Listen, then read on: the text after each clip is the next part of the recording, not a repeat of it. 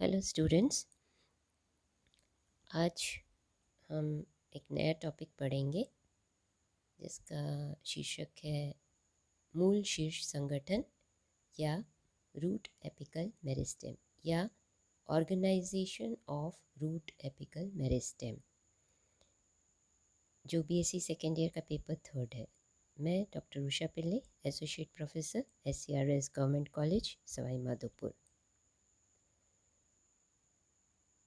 जो प्ररोह शीर्ष है उसकी तुलना में मूल शीर्ष जो होता है वह सरल और स्पष्ट होता है। जो वैस्कुलर प्लांट्स हैं उनमें मूल शीर्ष जो है और प्ररोह शीर्ष जो है वह कुछ अंतर दर्शाते हैं। उनमें रूट एपेक्स और शूट एपेक्स में कुछ डिफरेंसेस होते हैं जो कि हम पढ़ेंगे अभी, जिसको हम समझने की कोशिश करेंगे। सबसे पहले जो है वह है रूट एपेक्स जो होता है वह उपशीर्षस्थ होता है, सब टर्मिनल होता है, जबकि शूट एपेक्स जो होता है वह टर्मिनल होता है, शीर्षस्थ होता है। मूल शीर्ष जो है सब टर्मिनल, उपशीर्षस्थ, इसका मतलब शीर्ष पे जो है इसके रूट कैप मूल गोप पाया जाता है, जिसकी वजह से इसका शीर्ष जो है वह पीछे रह जाता है। विभज्यतक कोशिकाएं जो है पीछे रह जाती हैं। प्ररोह शीर्ष में और मूल शीर्ष में दूसरा अंतर है कि मूल शीर्ष में पार्श्व उपांग लेटरल अपेंडेजेस एब्सेंट होते हैं। शीर्ष पे कुछ भी पार्श्व संरचनाएं नहीं पाई जाती, जबकि शूट एपेक्स में लेटरल अपेंडेजेस पाए जाते हैं, लीफ प्राइमोर्डिया पर्णाद्यक पाए जाते हैं। तीसरा, रूट एपेक्स में मूल शीर्ष में कोशिकाएं जो हैं वह बाहर की ओर और अंदर की ओर, जहाँ मेरिस्टेमेटिक सेल्स हैं, जहाँ पे विभजित कोशिकाएं स्थित होती हैं, वहाँ से बाहर की ओर और अंदर की ओर दोनों तरफ कोशिकाएं बनती हैं। बाहर की ओर क्योंकि बाहर रूट कैप होता है, मूल गोप होता है, और अंदर की ओर मूल का बॉडी, रूट का बॉडी होता है। जबकि प्ररोह शीर्ष में केवल कोशिकाएं अंदर की ओर बढ़ती हैं, जिससे प्ररोह का बॉडी बनता है, शूट का बॉडी बनता है। रूट एपेक्स में कोई समय समय पर परिवर्तन नहीं होता, उसके साइज़ में, आकार में कोई परिवर्तन नहीं होता, जबकि शूट एपेक्स में समय समय पर रिदमिक चेंजेस होते हैं। टाइम टू टाइम उसमें साइज़ बड़ा और छोटा होता है। जब लीव्स आती हैं, जब पर्णाद्यक आते हैं, तब शूट एपेक्स जो है, प्ररोह शीर्ष जो है, वो चौड़ा हो जाता है और बाद में वह छोटा हो जाता है। तो इससे उसमें चेंजेस टाइम टू टाइम दर्शाता है वो। रूट एपेक्स में क्विसेंट सेंटर शांत क्षेत्र, निष्क्रिय क्षेत्र पाया जाता है, जबकि शूट एपेक्स में यह अनुपस्थित होता है।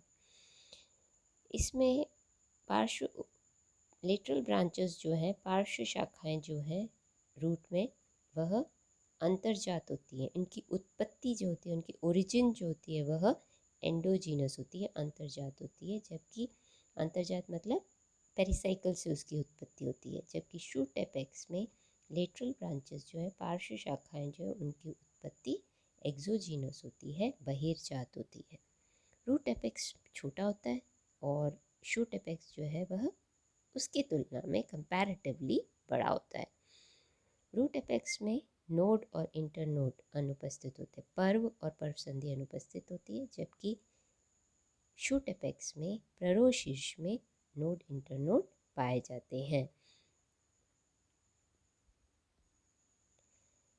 शूट के हम पढ़ चुके हैं, उसके संगठन में, प्ररोह के संगठन में अलग अलग थ्योरी पढ़ चुके हैं। अब हम मूल के शीर्ष में से संबंधित, जो उसके संगठन से संबंधित है, उसके ऊपर अलग अलग वनस्पति शास्त्रियों ने अपनी जो राय दी है वो पढ़ेंगे। अलग अलग थ्योरीज जो है वो दी हैं वो पढ़ेंगे। सबसे पहली थ्योरी जो है वह है एपिकल सेल थ्योरी, जो नागेली ने दी 1858। उनके अनुसार पूरे जो रूट है उसका निर्माण केवल एक सेल से, एकल कोशिका से हुआ है। उस एक कोशिका से पूरे मूल का निर्माण हुआ है।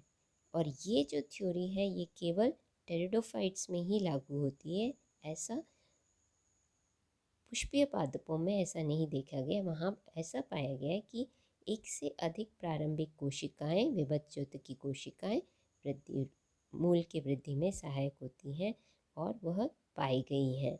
तो ग्रुप ऑफ इनिशियल्स पाए जाते हैं, ना कि सिंगल सेल पाया जाता है हायर प्लांट्स में। टेरिडोफाइट्स में एकल कोशिका पाई जाती है। जैसे ये चित्र में समझाया गया है कि ये मूल है, ये रूट कैप है, ये वाला हिस्सा रूट कैप का है, और ये जो है यह है एपिकल सेल। ये तो है रूट कैप, ये वाला रूट कैप है, और ये है शीर्षस्थ कोशिका एपिकल सेल। और इसके तीनों इधर वाली साइड से तो मूल गोप का निर्माण हुआ है, रूट कैप का निर्माण हुआ है, और बाकी इधर वाली कोशिकाओं से मूल का शरीर, मूल रूट की बॉडी बनी है। ये एपिकल सेल थ्योरी कहती है। दूसरी थ्योरी है वह है हिस्टोजन थ्योरी। ये दिया हैंस्टीन ने 1868 में। इस थ्योरी के अनुसार मूल शीर्ष पर 3 हिस्टोजनी परतें हैं। मूल शीर्ष जो है 3 हिस्टोजेनिक, 3 उत्तकजन परतों से बना हुआ है, कोशिकाओं की परतों से बना हुआ है, जिन्हें इन परतों का नाम दिया हिस्टोजन। ये जो 3 प्रकार के हिस्टोजन हैं वह हैं डर्मेटोजन, पेरिब्लेम और प्लूरोम। डर्मेटोजन, आइंस्टीन के अनुसार डर्मेटोजन जो है एपिडर्मिस, बाह्य त्वचा बनाती है। पेरिब्लेम के द्वारा वल्कूट का निर्माण होता है, कॉर्टेक्स का निर्माण होता है, और प्लूरोम के द्वारा संवहन पूल और मज्जा का निर्माण होता है, वैस्कुलर सिलेंडर का निर्माण होता है। एक और चौथे प्रकार का जो पाया जाता है वह जो मेरिस्टेमेटिक रीजन है, जो विभज्यता की क्षेत्र है, वह है कैलिप्ट्रोजन। ये जो कैलिप्ट्रोजन है इसके द्वारा मूल गोप, रूट गोप जो है, मूल गोप जो है, रूट कैप जो है, इसका निर्माण होता है। ये चित्र देखिए हिस्टोजन थ्योरी की। ये मूल शीर्ष, ये रूट कैप, ये यहाँ पे विभज्योतक कोशिकाएं जिनकी 3 परत डर्मेटोजन, पेरिब्लेम, प्लूरोम। एक और परत जो होती है वो कैलिप्ट्रोजन की, वो डर्मेटोजन के बाहर पाई जाती है। जहाँ पे 3 परतें होती हैं वहाँ मूल गोप का निर्माण, रूट कैप का निर्माण डर्मेटोजन द्वारा होता है। लेकिन जहाँ पे 4 परतें पाई जाती हैं, कैलिप्ट्रोजन, डर्मेटोजन, पेरिब्लेम और प्लूरोम, वहाँ पे रूट कैप का निर्माण कैलिप्ट्रोजन द्वारा होता है। तीसरी थ्योरी जो है वह दी हैबरलैंड ने, जिसे हैबरलैंड कंसेप्ट भी कहते हैं। ये हैबरलैंड ने 1914 में दी। उनके अनुसार मूल में विभज्यता की क्षेत्र जो है वह 3 भागों में डिवाइडेड रहता है, मेरिस्टेमेटिक रीजन्स में डिवाइड रहता है। हैबरलैंड ने सेम वही उसी लाइन पे, जिस लाइन पे हैंस्टीन ने अपना हिस्टोजन थ्योरी दिया, उत्तकजन सिद्धांत दिया, सेम वैसे ही हैबरलैंड ने भी बताया कि 3 रीजन्स हैं, उनके द्वारा बनने वाले क्षेत्र भी वही हैं। केवल अंतर ये है कि उन्होंने जो इन लेयर्स का नाम दिया वो अलग है, बाकी सब कुछ एक समान है। तो हैबरलैंड के अनुसार 3 मेरिस्टेमेटिक रीजन है रूट एपेक्स में। वो 3 लेयर्स हैं, प्रोटोडर्म जिसके द्वारा एपिडर्मिस बनती है, बाह्य त्वचा बनती है। दूसरा प्रोटोडर्म या अधित्वक। दूसरा ग्राउंड मेरिस्टेम या भरण विभज्योतक जिसके द्वारा कॉर्टेक्स बनता है। और तीसरा प्राकेधा यानी कि प्रोकैम्बियम जिसके द्वारा संवहन सिलेंडर बनता है। तो हिस्टोजन थ्योरी के अनुसार ही 3 लेयर हैं, बट इनके नाम अलग अलग हैं। ये जो है ये प्रोटोडर्म जो सबसे बाहर, दूसरा ये हैबरलैंड के द्वारा दिया हुआ है और ये आइंस्टीन के द्वारा दिया हुआ है। तो हैबरलैंड ने दिया प्रोटोडर्म सबसे बाहर के लिए, उसके नीचे पाए जाने वाला ग्राउंड मेरिस्टेम भरण विभज्योतक जिसके द्वारा वल्कूट का निर्माण होता है, और ये सबसे अंदर वाली प्राकेदा या प्रोकैम्बियम। ये जो प्रोकैम्बियम है इसके द्वारा अंदर का सिलेंडर या संवहन तंत्र इसके द्वारा बनता है। चौथी थ्योरी जो है, जो शुप ने दी 1917 में, जिसे कॉर्पर कैपे थ्योरी बोलते हैं। इस थ्योरी के हिसाब से शुप के अनुसार प्ररो शीर्ष में या मूल शीर्ष में जो विभजित की कोशिकाएं हैं, मेरिस्टेमेटिक सेल्स हैं, ये 2 रीजन्स में उन्होंने डिवाइड किया उनके विभाजन के तल के आधार पर। On the plane of cell division 2 reasons बताए मूल शीर्ष पे। उनके अनुसार, शुभ के अनुसार, एक कोशिका जो है उसमें अनुप्रस्थ विभाजन होता है, जिससे 2 पुत्री कोशिकाएं बनती हैं, 2 डॉटर सेल बनती हैं। ये एक कोशिका है, इसमें अनुप्रस्थ विभाजन हुआ, ये 2 सेल्स बनी। अब इसमें से, इन दोनों सेल्स में से कोई एक सेल में लंबवत विभाजन होता है, लॉन्गिट्यूडनल डिवीजन होता है। अगर नीचे वाली कोशिका में लॉन्गिट्यूडनल डिवीजन होता है तो यहाँ पे ऊपर वाली कोशिका ये और नीचे वाली में लंबवत। तो कैसा आकार बना? सीधा टी का आकार बना। और अगर विभाजन 2 तरीके से होता है ना, तो ये अगर इसमें क्या हुआ कि 2 कोशिकाएं बनी, उसके बाद नीचे वाली पुत्री कोशिका में लंबवत विभाजन हुआ, तो क्या आकार बना? डिवीजन का आकार कैसा रहा? टी। ऊपर का ऐसे और नीचे का ऐसे। दूसरा ऑप्शन ये बताया कि 2 कोशिकाएं बनी, इस कोशिका के विभाजन होने से 2 कोशिकाएं बनी, उसके बाद इन दोनों पुत्री कोशिकाओं में से ऊपर वाली कोशिका में खड़ा विभाजन हुआ। तो ये डिवीजन क्या कहलाया? उल्टा टी, इन्वर्टेड टी। तो इस डिवीजन के आधार पर, सीधा टी या इन्वर्टेड टी, उल्टा टी, उस आधार पर 2 क्षेत्र मूल के शीर्ष में पाए गए, कॉर्पर और कैपे। कॉर्पर क्षेत्र में उल्टा टी का आकार, इस तरीके का विभाजन होता है, जबकि कैपे जो रीजन है उसमें सीधा टी प्रकार का विभाजन होता है। जैसे इस चित्र में आप देखिए, ये वाला क्षेत्र जो है, ये है उल्टा टी वाला क्षेत्र, और ये वाला क्षेत्र जो है सीधा टी वाला, टी डिवीजन कहते हैं, जिसमें इसमें क्या है, एक कोशिका 2 में डिवाइड हुई और उसमें से दोनों पुत्री कोशिका में से किसी एक कोशिका में लंबवत डिवाइड, या तो यहाँ होगा या फिर ऊपर होगा, तो इसीलिए इसको टी डिवीजन कहते हैं।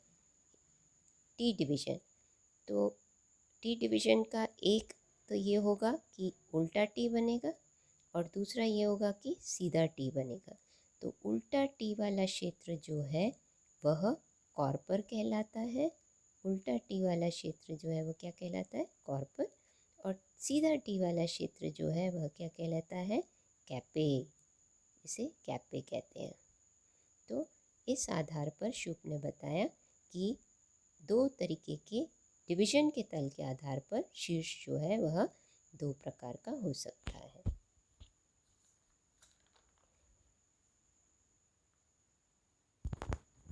मूल शीर्ष के ऊपर एक और संरचना पाई जाती है जो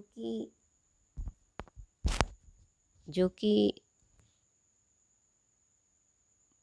मेरिस्टेमेटिक रीजन, विभजित की क्षेत्र और मूल गोप, उसके रूट कैप के बीच में स्थित होती है, जिसे क्वीसेंट सेंटर कहते हैं। ये है क्वीसेंट सेंटर।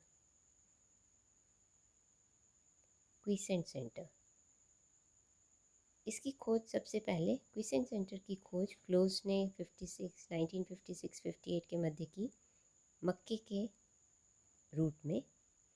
और ये जो है क्वीसेंट सेंटर, ये रूट कैप और विभजित की क्षेत्र दोनों के बीच में पाया जाता है। क्वीसेंट सेंटर जो है लगभग कप के आकार का होता है, हेमिस्फेरिकल होता है, अर्धगोलाकार होता है, जिसमें कोशिकाओं का समूह पाया जाता है। जियामेज में 500 कोशिकाएं पाई जाती हैं, विशिया फावा में 1100 कोशिकाएं पाई जाती हैं। इस क्वीसेंट सेंटर की खासियत यह है कि यहाँ की कोशिकाओं में बहुत कम मात्रा में डीएनए, आरएनए और प्रोटीन पाया जाता है। क्विसेंट सेंटर की कोशिकाओं में डीएनए, आरएनए और प्रोटीन लो कॉन्सेंट्रेशन में कम मात्रा में पाया जाता है। इनकी कोशिकाओं में माइटोकॉन्ड्रिया, एंडोप्लाज्मिक रेटिकुलम बहुत कम संख्या में पाए जाते हैं। क्विसेंट सेंटर के सेल्स में केंद्रक छोटा होता है, सुस्पष्ट नहीं होता है, प्रोमिनेंट नहीं होता है, न्यूक्लियाई भी स्पष्ट नहीं होता, छोटा होता है और डिक्टोसोम भी छोटे होते हैं।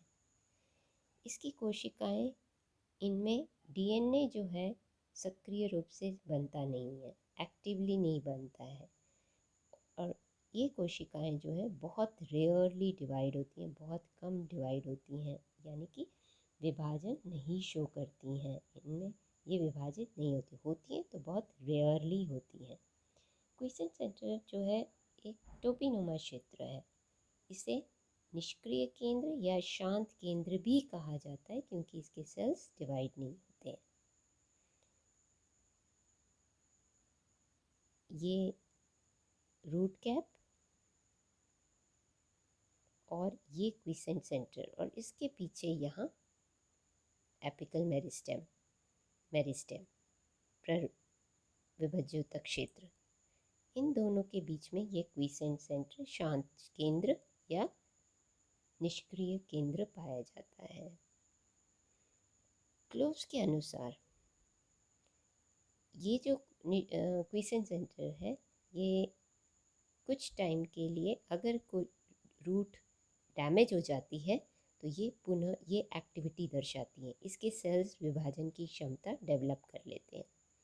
जेनसन के अनुसार 1969 के अनुसार क्विसेंट सेंटर जो है, शांत केंद्र जो है, निष्क्रिय केंद्र जो है, यह कोशिकाओं का भंडार गृह है, रिजर्व ऑफ सेल्स है, जो कि आसानी से नष्ट नहीं होती, लेस सेंसिटिव टू इंजरी, है ना। एंड दे आर, और वो अगर मूल की वृद्धि रुक जाती है किसी कारणवश, जैसे कि मूल डैमेज हो गया, उसका शीर्ष डैमेज हो गया, ऐसे क्षेत्र में, ऐसी स्थिति में ये मूल की वृद्धि को पुनः रीस्टोर करती हैं, पुनः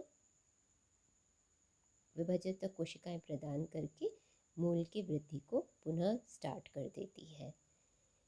क्लोज ने 1959 में दर्शाया कि यदि मूल शीर्ष को एक्सरे से उपचारित किया जाए तो विभाजित कोशिकाओं में डीएनए का संश्लेषण रुक जाता है। तब क्विसेंट सेंटर की कोशिकाएं जो होती हैं वह विभाजित हो जाती हैं, उनमें डीएनए का संश्लेषण हो जाता है, क्योंकि उनकी कोशिकाएं जो है और वो विभाजित की तरह कार्य करती हैं। इनके कोशिकाओं में डीएनए का संश्लेषण तो तेज़ी से होता ही है, और ये इसीलिए होता है क्योंकि क्विसेंट सेंटर जो है वह एक्सरे के प्रति, इसकी कोशिकाएं प्रतिरोधकता दर्शाती हैं, एक्सरे के प्रति प्रतिरोधकता दर्शाती है, मतलब they are more resistant to X-rays. X-rays का इस क्षेत्र की कोशिकाओं पर प्रभाव नहीं पड़ता है। ये देखिए इस चित्र में आप, ये है रूट कैप, ये वाला जो बीच का ब्लैक वाला क्षेत्र है ये है क्विसेंट सेंटर, और ये एपिकल मेरिस्टेम वाला क्षेत्र, और एपिकल मेरिस्टेम से बनने वाला ये डर्मेटोजन, सबसे बाहर का डर्मेटोजन, पेरिब्लेम, प्लूरोम सबसे अंदर, और फिर डर्मेटोजन से एपिडर्मिस, इससे कॉट एपिब्लेमा, डर्मेटोजन से एपिब्लेमा पीछे की तरफ, यहाँ पेरिब्लेम से कॉर्टेक्स, प्लूरोम से पित्त और कैम्बियम, ये सब का निर्माण होता है। तो क्विसेंट सेंटर जो है वह बीच में पाया जाता है। डाइकॉट्स में मूल शीर्ष जो है वह 3 प्रकार का पाया जाता है। उसकी वहाँ पे विभाजित कोशिकाओं की संख्याओं के आधार पर, विभाजित कोशिकाओं की परतों के आधार पर ये 3 प्रकार का पाया जाता है। पहला रेननकुलस प्रकार का, जिसमें शीर्ष पर एक पंक्ति में विभाजित कोशिकाएं पाई जाती हैं और जिनसे पूरे मूल का निर्माण होता है, यानी कि रूट कैप भी उसी से बनेगा, एपिडर्मिस, कॉर्टेक्स, वैस्कुलर सिलेंडर, सबका निर्माण जो है उस एक परत की कोशिका से, सिंगल रो ऑफ इनिशियल से होता है। यह इस प्रकार का रेननकुलस टाइप का जो मूल शीर्ष है यह रेननकुलेसी और एमेंटिफेरी में पाया जाता है। दूसरे प्रकार का है जिसे कहते हैं कैजुरेना टाइप। कैजुरेना प्रकार का जो है, इसमें इसमें क्या है, दो परतों में विभज्यतक कोशिकाएं पाई जाती हैं। और ये दो परतों में जो विभज्यतक कोशिकाएं पाई जाती हैं, इसमें से बाह्य परत से तो सबसे जो आउटर मोस्ट बाहर वाली लेयर है, इससे एपिडर्मिस, रूट कैप और कॉर्टेक्स, वल्कुट, ये तीन क्षेत्र, एपिडर्मिस, कॉर्टेक्स और रूट कैप, ये तीन क्षेत्र जो है बाहर वाली लेयर से, और अंदर वाली लेयर से जो है सिर्फ सेंट्रल सिलेंडर बनता है। और इस प्रकार का मूल शीर्ष जो है ये प्रोटिएसी और कैजुराइनेसी में पाया जाता है। तीसरा प्रकार जो है, जो सामान्यतः ज़्यादातर डाइकॉट्स में पाया जाता है, बीजपत्रियों में के मूल में पाया जाता है। इसके अनुसार मूल शीर्ष पर तीन पंक्ति में विभज्यतक कोशिकाएं पाई जाती हैं, सबसे बाहर, मध्य और सबसे अंदर वाली परत। इसके हिसाब से सबसे बाहर वाली परत से बाह्य त्वचा, आउटर एपिडर्मिस और रूट कैप, इसका निर्माण होता है। मध्य परत से, बीच वाली लेयर से कॉर्टेक्स, वल्कुट, और सबसे अंदर वाली लेयर से संवहन पूल वाला क्षेत्र। ये तीन लेयर्स जहाँ पे पाई जाती है वहाँ पे होता है। Root apex in monocots. Monocots में चार प्रकार के मूल शीर्ष पाए जाते हैं। ये चार प्रकार के मूल शीर्ष हैं। जो पहले तीन प्रकार के जो मूल शीर्ष हैं, ये टाइप 1, टाइप 2, टाइप 3 जो है, ये एकदम एग्जैक्टली जो द्विबीजपत्री मूल शीर्ष पाए जाते हैं उन्हीं की तरह हैं। जैसे द्विबीजपत्रियों में रेननकुलस प्रकार का पाया जाता है, ऐसे ही यहाँ पे टाइप 1 में केवल एक लेयर की प्रारंभिक कोशिकाएं पाई जाती हैं जिनसे पूरे मूल का निर्माण होता है। Example helium sativa. दूसरा प्रकार जो है, जो कि डाइकॉट्स में पाया जाता है, कैजुरोना टाइप, यहाँ पे उसको कहते हैं टाइप 2, जहाँ पे जो हमने अभी पहले पढ़ा कि वहाँ पे दो लेयर्स में इनिशियल्स पाए जाते हैं, प्रारंभिक कोशिकाएं दो लेयर्स में पाई जाती हैं। बाहर वाली लेयर से एपिडर्मिस, रूट कैप और कॉर्टेक्स बनता है, और अंदर वाली लेयर से संवहन सिलेंडर बनता है। एग्जाम्पल हीमैंथस कोसिनियस, इसमें पाया जाता है इस प्रकार का। और तीसरे प्रकार का जो हमने सामान्यतः द्विबीजपत्री मूल में ज़्यादातर में पाया जाता है, जिसे सामान्य प्रकार या जनरल टाइप कहता है, और यहाँ पे मोनोकॉट्स में जिसे टाइप 3 कहते हैं, एक बीजपत्री में जिसे टाइप 3 कहते हैं, इनमें तीन परत में प्रारंभिक कोशिकाएं पाई जाती हैं। बाहर वाली से एपिडर्मिस और रूट कैप, मूल को, मध्य वाली से वल्कुट, और सबसे अंदर वाली से संवहन सिलेंडर। एग्जाम्पल ज़ेफाइरेंथस ट्यूबिस्पैथा। मोनोकॉट्स में एक और चौथे प्रकार का मूल शीर्ष पाया जाता है, जिसमें कि चार प्रारंभिक लेयर्स पाई जाती हैं। प्रारंभिक कोशिकाओं की चार लेयर्स पाई जाती हैं, चार परतें पाई जाती हैं। सबसे बाहर की परत जो है कैलिप्ट्रोजन, जिसके द्वारा मूल गोप बनता है, रूट कैप बनता है। ये जो है आउटर मोस्ट लेयर जो है कैलिप्ट्रोजन कहते हैं, इसके द्वारा रूट कैप बनता है। दूसरी लेयर जो है जिसके द्वारा एपिडर्मिस बनती है, बाह्य त्वचा बनती है। तीसरी लेयर जो है जिससे कॉर्टेक्स बनता है, वल्कुट बनता है, और सबसे अंदर वाली लेयर जिससे संवहन पूल बनता है। ये संवहन पूल वाला क्षेत्र, पित्त वाला क्षेत्र जो है, वैस्कुलर सिलेंडर बनता है या सेंट्रल सिलेंडर कहते हैं जिसको, उसका निर्माण होता है। इस तरीके का जो मूल शीर्ष जो है यह जियामीज में पाया जाता है, और ये चार भागों में डिवाइडेड रहता है। Thank you.